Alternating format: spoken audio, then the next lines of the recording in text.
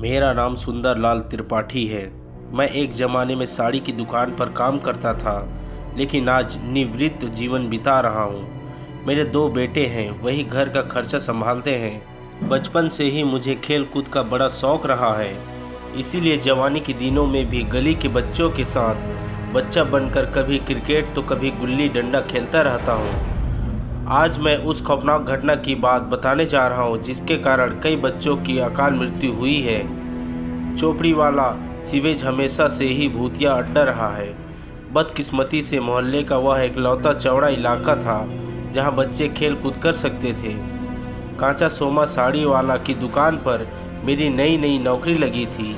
एक दिन सेठ के बेटे का मुंडन था तो उन्होंने मुझे काम से जल्दी घर भेज दिया। मैं मोहल्ले में चौकड़ी पर जाकर बच्चों के साथ क्रिकेट खेलने लगा। अचानक गेंद खुले सीवेज में जा गिरी। पास खड़ा हुआ नकुल नारियल के छिलके से गेंद बाहर निकालने की कोशिश कर रहा था। तभी उस खुली गटर में तेज हलचल मची। नकुल बड़ी तेजी से वहां से दूर हट गया। सारे बच्चे मस्ती में थे। एक के बाद एक सभी लड़के उस गटर में बड़े बड़े पत्थर फटकारने लगे। मुझे कुछ ठीक नहीं लग रहा था। मैंने सारे बच्चों को सीवेज से दूर किया। उसके बाद मेरी नज़र सीवेज के भूरे पानी पर पड़ी। तब मुझे ऐसा लगा कि पानी के भीतर एक पीली आंखों वाली विकृत आकृति छुपी थी और वहां से सिर फाड़ देने वाली बदबू आ रही थी। वह एहसास दिल दहला देने वाला था। थोड़ी देर हुई तो हम सब घर चले गए। उस रात बार बार खिड़की से मेरी नज़र चौकड़ी वाली खुली सीवेज पर जा रही थी।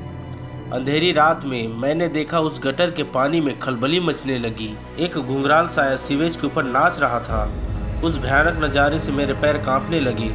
कुछ देर बाद मुझे वहां नकुल दिखा। मैंने उसी वक्त जोर से चीख मारी। नकुल मेरी ओर मुड़ा, लेकिन वह काला साया नकुल को सीवेज की ओर घसीटने लगा। मैं चीख पुकार मचाते हुए सीढ़ियों से उतरकर चौकड़ी की सीवेज की ओर दौड़ा। वहां जाकर मैंने देखा पानी बुरी तरह हिल रहा था। शायद वह प्रेत नकुल को ले गया। मैं वही अंधेरे में दूर बैठकर रोने भी लगने लगा। कुछ ही देर में पूरा मोहल्ला वहां जमा हो गया। मैंने नकुल के पापा को रोते हुए सारी बात बताई, लेकिन मैं चौंक गया जब उन्होंने खिड़की की ओर इशारा करके बताया कि नकुल तो वह रहा। उस रात लोगों ने मेरा खूब तमाशा बनाया। मैं चुपचाप अपने घर में चला गया। 3 दिन बाद पता चला कि मोहल्ले का एक लड़का अमित बुखार की वजह से गुजर गया। मैं उसके घर गया तो मैंने देखा उसके हाथ पर काटे जाने का निशान था। अमित की दादी ने बताया कि खेल खेल में नकुल के साथ झगड़ा हुआ था, तब नकुल ने अमित को काट लिया था। अब मेरे रोंगटे खड़े हो गए, चूँकि मुझे पता था कि उस बच्चे की मौत का कारण बुखार नहीं नकुल का काटना ही था। मैं अपना शक दूर करने के लिए उस शाम नकुल के घर गया। मैंने उससे पूछा, उस रात सीवेज पर तुम ही थे ना? उसने जवाब नहीं दिया और शैतानी हंसी हंसने लगा। मैंने उसको पूछा कि मुंह खोलो, अपने दांत दिखाओ। तभी मुझे नकुल के शरीर से वह भयानक बदबू आने लगी। मेरे उस सवाल से वह गुस्सा हो गया। फिर वह मुझे पागलों की तरह घूरने लगा। थोड़ी देर में मैं भी उसकी आंखों में देखता रहा। तब मुझे उसकी आंखों में वही पीली चमक नजर आई जो सीवेज के अंदर उभरी विकृत आकृति में दिखी थी।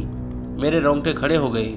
मैं नकुल के पास से दूर चला गया। मैंने पूरी बात नकुल के माता पिता को समझाने की कोशिश की, लेकिन वह सब मुझसे ही झगड़ा करने लगे। इस घटना के बाद मैंने वह मोहल्ला छोड़ दिया, लेकिन उसी अरसे में वहां रहने वाले 3 से 4 बच्चों की रहस्यमय मृत्यु की खबर आई। मोहल्ले में नकुल का नाम बार बार उस प्रेत के साथ जोड़ा जा रहा था, इसलिए उसके माता पिता नकुल को लेकर शहर छोड़ गए। बाद में पता चला कि नकुल बिना बताए कहीं चला गया है। उसके माता पिता भले ही अपने बच्चे को लापता समझे, लेकिन मेरा दिल कहता है कि वह सीवेज वाले प्रेत की बलि चढ़ गया होगा। दोस्तों, और ऐसे मज़ेदार वीडियो के लिए और डरावनी कहानियों के लिए मेरे चैनल को लाइक, सब्सक्राइब और शेयर करें। धन्यवाद।